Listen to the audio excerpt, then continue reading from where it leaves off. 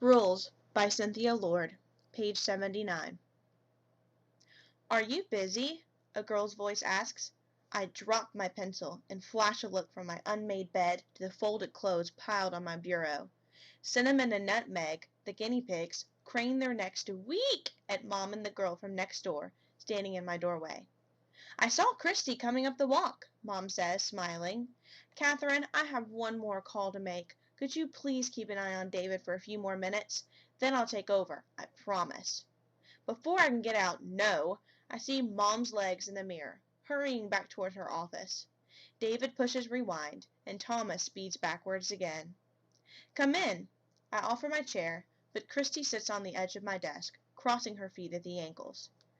Are you busy? She asks again. No, I said. Seeing her up close, I know Christy will be popular. Not only for her straight brown hair, parted off center, shining down to her elbows, or because she looks just right, even wearing frayed jean shorts and a t-shirt. Christy radiates cool, and I know it as sure as I'll know David will stop that speeding train at the last second. Part of me feels sorry for her, because she doesn't look like a kind of flashlights and Morse code kid, but the other part of me is excited. I'm glad Mrs. Bowman sold you her house, I say. Well, I guess technically the realtor sold it, but I'm glad your family bought it, because I've always thought it would be great if a kid lived next door. Mrs. Bowman was nice, but she was really, really old.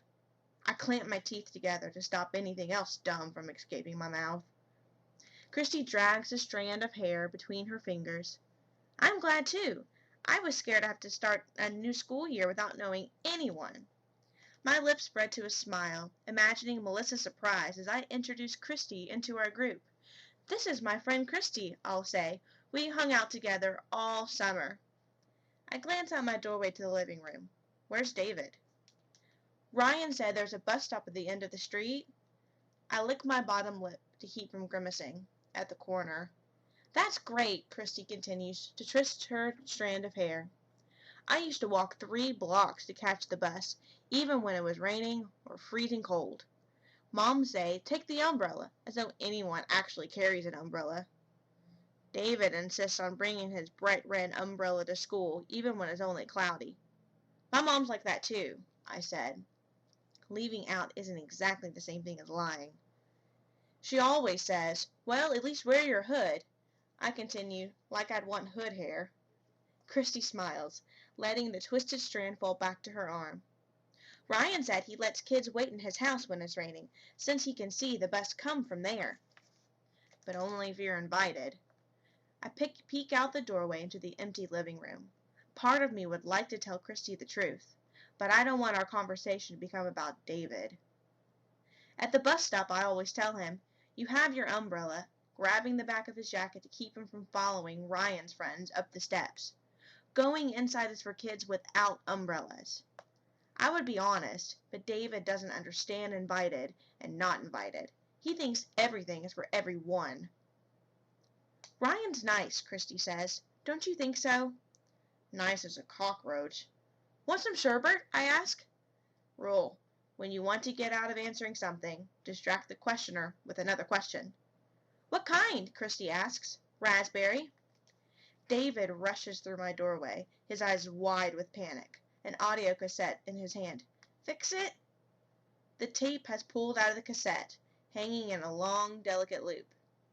At first, I'm relieved that's all that's wrong, until my guinea pigs start to squeal.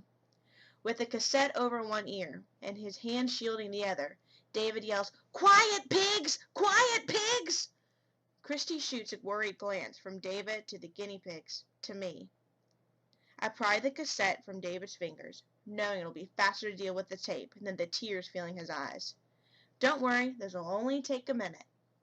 I spin the cassette around and around on my finger, wishing I had 2 more hands, one to give the guinea pigs hay to quiet them, another to cover David's mouth as he shrieks.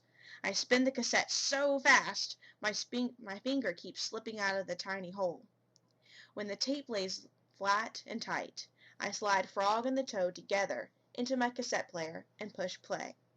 Arnold LaBelle's deep voice joins the guinea pig squeals, and David's face lights up like Christmas morning, Halloween night, and his birthday, all rolled into one big grin. You fixed it! Go find Mom, I say, pressing the cassette into his hand, and tell her I'm done babysitting. Before I close the door, I peek into the living room to be sure David's heading towards Mom's office.